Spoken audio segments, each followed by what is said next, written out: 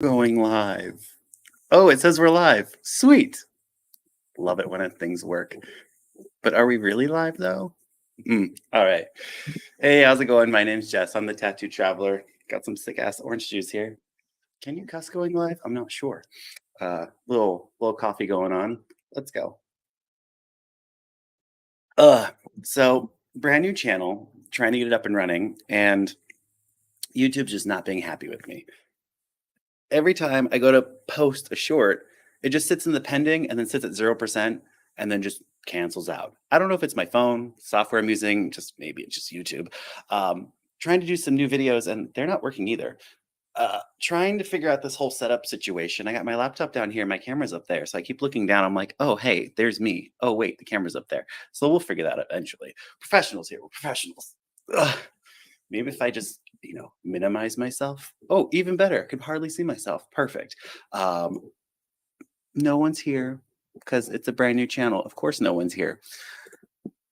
So today, the goal of the stream is to talk about flight attendant schedules. Is this your normal route? How can I get you on my next flight? Some very honest questions that I get daily, pretty much, and like to talk you through that.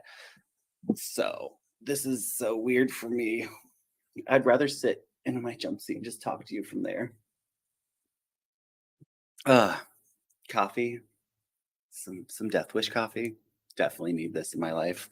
It's almost always in my mug. And then let's talk about this glass. Pretty iridescent. Some Florida orange juice. That's Brazil.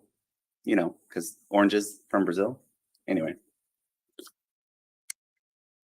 so let's talk about flight attendant schedules and how they work. So I'm a flight attendant. My name's Jesse. I'm the tattoo traveler, obviously covered in tattoos. Can't see anyone I'm working, and that's the important part.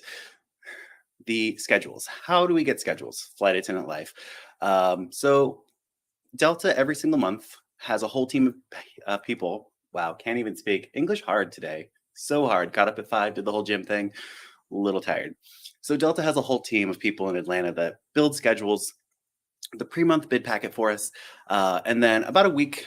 Let's see, yeah, week into the month, they release the bid packet, and here's all the trips. Flight attendants take what you want. Now they're divvied up into each base. So trips that are starting in New York are going to be a little different trips than starting in Seattle versus LA, and so forth. So I'm over here in Seattle. So I get the Seattle bid packet, and then I go through it and I figure out what trips do I want. Um, Now that's it's kind of important to keep in mind your seniority when you're looking at trips. Um, Miss Senior Mama Joanne. Hi, Joanne. What would you like? You're obviously seniority number one in the company. She's a terrific flight attendant. She's an amazing person. Just she's been here for a little bit, and you go through the bid packet. So you select the trips you want out of the bid packet. You put it in the system. We use a preferential bidding system. So you put in all your preferences, and you could be as easy as I just want this trip on Mondays. Or it could be as difficult as I want this trip, but not that trip, but only on Tuesdays, but every other Tuesday, and only if it's worth 16 and a half hours, but only if it lays over in Tampa, that's 17 hours. Something as complicated as that. Generally speaking, from the bidding system, in my experience, about 10 years, simplistic is best. If you throw too much at it, it gets really confused. That's just from my experience. And so, is this your normal route? To answer that question, sometimes yes, most of the time no. And here's why. So if you're Miss Senior Mama, you're going to be flying the same route because you're going to have whatever you want to have. So it's preference based. So if you only want to fly Tokyo's on Monday, you'll see her Tokyo's on Monday. If you're down at my seniority, which 10 years doesn't get you hardly anything, maybe a weekend off here or there. At my seniority, maybe a Tuesday trip, maybe a Thursday trip, but it's definitely not anything peachy kang amazing. I make do with what I have. I prefer to have weekends off, and I'm a commuter, which is a huge thing, commuters. So I don't actually live where I'm based. I'm based in Seattle. I don't live in Seattle.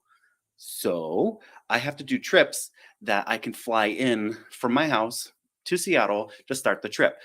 You could do same day commuting, or you could do the day prior. I always do the day prior because I'm terrible at, like, oh my God, the same day, freaking out drama. Something can go wrong, flight can cancel.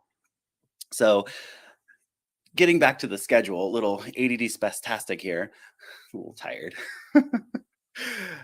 Schedule, is this your normal route? The answer, sometimes. Depends on the flight attendant, depends on the route, depends on where we're going.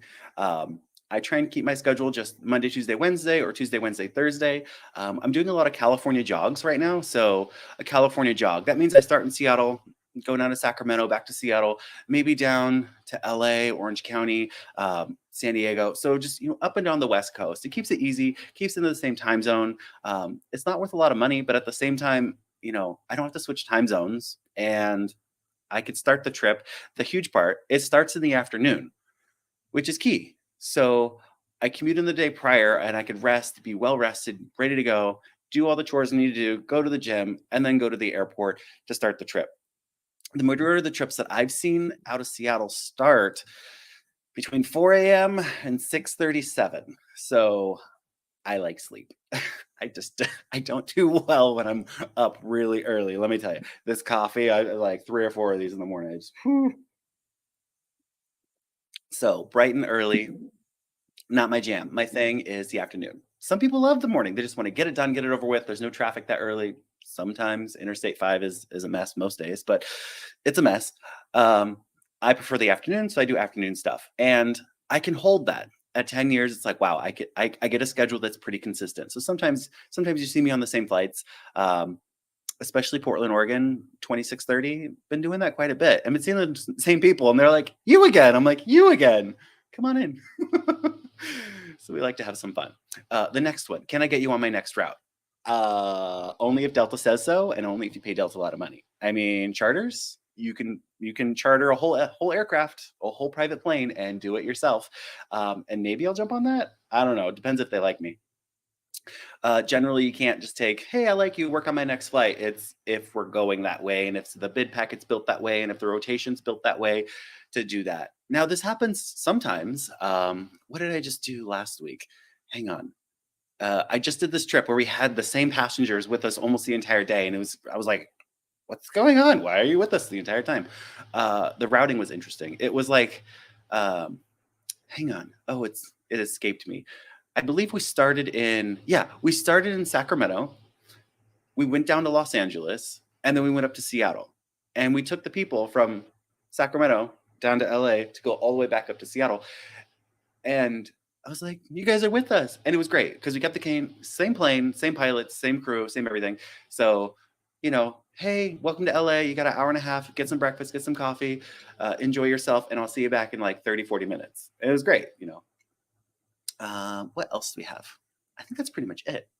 So schedules. We can talk about like, full on details about schedules and all the crazy stuff that happens with schedules and everything you can do with your schedule. So something that's pretty unique with Delta versus other airlines like JetBlue, United, American is reserve versus access days. So A days or access days or adventure days, whatever you like to call it, is a Delta thing. It's something unique to Delta. I haven't seen it at the other carriers. I haven't worked for other carriers. I've talked to other flight attendants who work for those carriers, and they're always curious about how we do reserve. So with a traditional carrier, you have when you're brand new, really low seniority or high seniority. I have to think about that. Anyway, the newer you are, the higher lower seniority. I digress. When you're brand new, you go on full reserve. That means for an entire block of time, you're going to be on call. On reserve is like being on call. So you just sit there and you wait for a call, and then you get a trip, and then you go. With Delta, they do it a little bit differently. They give you 6 on call or adventure days or A days or 6 reserve days if you want to keep the terminology the same. And you have those 6 days, and you can break it up into block of 3 or block of 3 or all 6, whatever your preference is. And you could put them. You can ask in your preferential bidding system. You could say, hey, I only want to do it on Monday, Tuesday, Wednesday, or I only want to do it on the weekends. I'd like to be on call on weekends. It's whatever your preference is. And so you put in for that, and then you have your trips. So why that's a little bit different is it gives you get a schedule. You get a schedule with trips, and you can access them. You could change them. You could move them. You could swap them. You could do almost anything with them. You could put in for paid personal time. Be like, I have this trip, but can you really I'd like to pay to go home. Just pay me money and use somebody else. And they do that. And it's something unique that I've seen at Delta versus like United or American, which is you do a whole month of reserve, and then you do it every single month until you're off of it, that you're senior enough, there's enough junior people underneath you to push you up so you're not on A days or reserve days anymore. And reserve could be a whole host unto itself. There are times where I have bid entire months reserve. Now, Delta doesn't do that by default. That was something I asked for, is very specific. And it was kind of a joke or a jest. It was, I was in Orlando and my friends were like, I've been flying for 20 years and I've done reserve and you don't know how good you have it and you don't know what you're missing. And I'm like, okay, bet, let's do full reserve. And they're like, you'll never do it. And I was like, sure I will. So in preferences, I asked Delta, do you mind giving me 20 days of reserve? Yeah, because it was 10 days off. So 20 days of reserve. And Delta was like, sure, you want to do it? Take it all. Take as much as you want. I mean, scheduling's like, oh, he's on reserve the whole month? Yes, what is this? Someone messed up their bids. Honestly, truly didn't mess it up. And I had a great time because scheduling, which is in Atlanta, they don't build 20-day blocks of reserve. So they were like, what?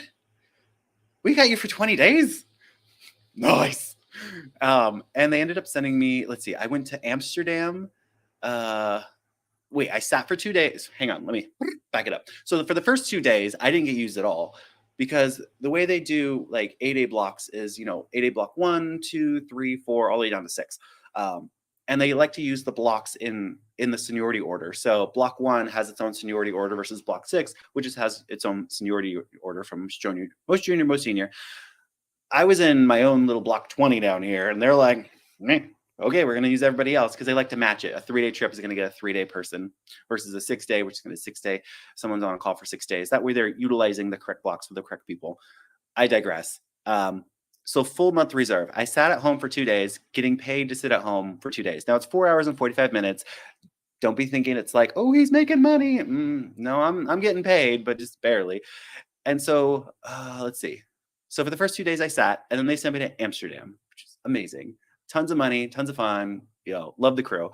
Came back, sat for a day, and then they sent me right down to Brazil. I went to Sao Paulo. Amazing day. And that is a 3-day that comes back on the 4th day in the morning. So then I'm required to have rest after that trip. And so it was just, let's see, what else did I do? Another Amsterdam? No, it was a 3-day domestic somewhere. Anyway, I only ended up working 3 trips. So 3-day trips. So 9 days. One, Brazil comes back. So it's pseudo 10 days out of a 20-day block and getting paid for 20 days. So you can see how that's advantageous to, do you want to be on call that much? Do you want to get used that much? And that is a very rare circumstance. Don't get me wrong. There are plenty of times where I've done a block of 6 and have gotten used and flown all over the place and came back on the 7th, 8th, 9th day, exhausted, flown into my time off, super tired, just like, oh, I can't do with this anymore. Excuse me. But you take the good with the bad. I mean, right? But you kind of do it to yourself because you don't have to have a block of 6. You can say, I only want a block of 3 and then move everything where you need to move it. And so let's see, what are the other parts about scheduling that's really fun? Let's see. So trading trips with your friends, and you could swap with something called open time. So open time is like a bucket of once scheduling or the preferential bidding system divvies out all the trips to all the flight attendants. There's usually nothing left in open time. Sometimes there's trips left over that they just couldn't assign to anybody because there's too many trips versus flight attendants flying. So, if there's 1,000 trips and 1,000 flight attendants flying, it's pretty zeroed out. But if there's, too many trips, you'll have a bucket left over. We call it open time, where you could swap with it. You could say, I have this 3-day trip. I really don't like the 3-day trip, but the one in open time looks great. And it's for the same day. So day for day, sure, let's put it in. Or you know what? They put me on a Friday again. It starts on Friday because Friday, Saturday, Sunday. I really don't want to work a weekend. Okay, let's trade it for like a Wednesday trip or a Monday trip. And so you could trade trips. And so it has its own rules, has its own rule engine. It depends on, if there's feasibility, if it's imbalance, if they have enough staffing that day versus we don't want, like they black out days where they say you cannot trade a trip that starts or ends in this block, i.e. 4th of July, Christmas, Halloween, New Year's, all that stuff. But you could also trade with friends, and trade with friends has like basically no restrictions. So I can say, I have a 1-day trip. You have a 3-day trip. Let's swap and take it right over. It's pretty fun. Also, that's how you can get a lot of transoceanics is I have a San Diego turn. It's worth 5.5 hours. It's a pretty good trip. It's easy. It's in the afternoon. Great people. I mean, who doesn't love San Diego? It's San Diego. And it's on a 737-800, which is even better. So all the good stuff. Um, some people would like, you have two of those on Fridays. I would like those. And I'm going to swap it for or trade it for, my London. And I'm like, okay, well, you have a couple of my trips and I'll take you to London. Okay, bye. Jokes on me because I did it during Jubilee, and yeah, that was a mess. Like that was so busy, like exhausted. I would much rather have done those San Diego turns, but I digress. Get what I get. Let's see what else we got. Still, no one's watching. This is great. I'm like, I'm a YouTuber, I'm a streamer, and no one actually watches me. It's great, right? um, let's see, what else can we talk about? Scheduling. Yeah, so that's all automated. It's all done by computer. So when you want your preferences done, you can go in there and say, "This is what I'd like. This is what I don't like," and it's pretty dynamic. Oh, fun to talk about. Okay, senior mamas here. Okay, senior mama, not me, just in general. Senior mamas often don't know how to bid. They don't know how to tell the system what they want. So usually when you enter a job, um, you ask the person more senior to you, hey, how is this done? What's the corporate policy on this like? How do you do that? How do you run the fax machine? Like, I don't know, it's a facsimile. Not my genre. Older millennial here. Fax machines aren't my thing. I digress. So senior mamas with bidding, they just don't know how to bid. And it's totally not their fault. And it's because they get the same schedule, so they don't need to know complicated bids. They just need to say, I want that trip on a Monday, and I want that trip on a Tuesday, or I only want that trip on Monday if I'm flight leader purser. And if I can't hold flight leader, then I want it on Tuesday. And, something as simple as that. Also, I just touched on it and I didn't even think about it. Domestically, it's pretty much no holds bar. You could be a regular or you could be a flight leader. Flight leader's in charge of the flight, also in charge of first class, as well as the rest of the aircraft, but their primary duty is first class and a dedicated first class flight attendant doing all the food. So when you switch to an international flight, transoceanic, let's say Tokyo, for example, there is a purser and they're in charge of the entire plane. Think of them like a cabin manager, purser A. And then there is purser B, and they are the service coordinator. So purser A stays in the front. I digress. They almost always stay in the front, but they're not supposed to stay in the front. They're in charge of the whole plane. Anyway, their primary duty is Delta One first class. And then the service leader is in charge of the back of the aircraft. And so there is the A purser, the B purser, regular positions, and then there is the speaker LOD, language of destination position. And since we're going to Japan, it's going to be Japanese, pretty easy. And so you have those different positions, and then in your bid packet, you can ask for, hey, I'm certified in Spanish, I'm certified in Japanese, I'm certified in whichever language you're certified in by Delta. Delta has to certify you. You can say, I just want to be a regular, or I just want to speak this language. And you can get reverse assigned those trips. So let's stick with Tokyo, for example. Let's say I'm a Japanese speaker. I don't speak Japanese well. I'm, just enough to order a drink and try and be polite, but I know I'm super offensive because, hello, foreigner, and I don't know the culture. I'm sorry. But I digress. So you can get reverse assigned a trip if you speak this language. So let's say I'm a Japanese speaker, I'm junior, and they need Japanese speakers to go to Japan.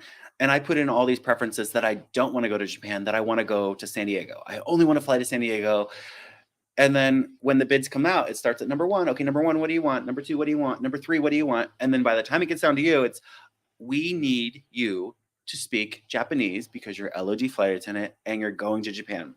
So you get reverse assigned. So they're looking at your preferences of San Diego, I want to go. Sorry, that's going to be negated. You're going to go over to Tokyo. And that's called reverse assigned because you're in feasibility, which means like you get assigned the trip. I'm sorry. That generally only happens with pursers, charter flight attendants, and language of destination flight attendants. And it's, so me, I'm just average Joe, regular flight attendant. They're like, you're not a purser. We don't want you as a leader. I'm like, I know, thank you. And then you don't speak a language. I barely speak English. I'm freaking redneck over here. Like, you have no idea. They're like, no, no, no, no, no. We don't want you anywhere around these customers. You're super offensive. Like, I know, I'm sorry. I'm terrible. Average white guy. And so my schedule's my schedule, and it's pretty nice. Okay, talking for 20 minutes, and I'm still working on this orange juice. Oh, because the oranges are from Brazil. Mm-hmm. Lord is best. I think that's it about schedules. Yeah, there's all kinds of apps to work with, all kinds of trading you can deal with, all kinds of fun stuff you can really deal with, and make it your own. So let's talk about good schedule versus bad schedule. So if you get a bad schedule, that's something that you don't like.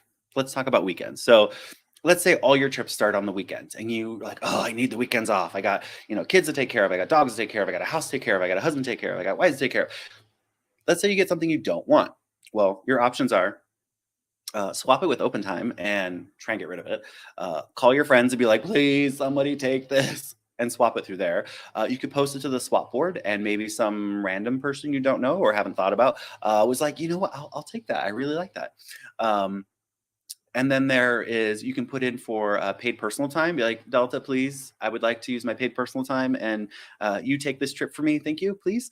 And then there is something called trip drop to open time, which Delta is saying, we're so overstaffed. We're just going to take that from you and give it to somebody else who really needs to work. And you can go home. Now, let me tell you there's a caveat to that. I haven't seen a trip drop to open time since like the early 2000s. Like it's just not a thing. I don't see it. That doesn't mean it doesn't happen. Caveat, doesn't mean it doesn't happen. I just don't see it. Because there's a report, and pretty much every day I look at this report because it's next to the PPT report. They're not there. Zero, zero granted. Zero, zero. So paid personal time, granted seldomly. It depends on what's going on. It depends on what day you have it on, what week you have it on, what month. So obviously, if you're putting in for, I need paid personal time for this trip, take it away, please. On the 4th of July, Delta's going to say, you and 20,000 people want that. So we're going to, start at the seniority. All right, number one, do you want this? So it hardly ever comes down to us junior folk down here. And I say that with a grain of salt because at almost 10 years, it's like, okay, you've been here for a minute. And I'm like, I know. I still have that reputation. Let's go.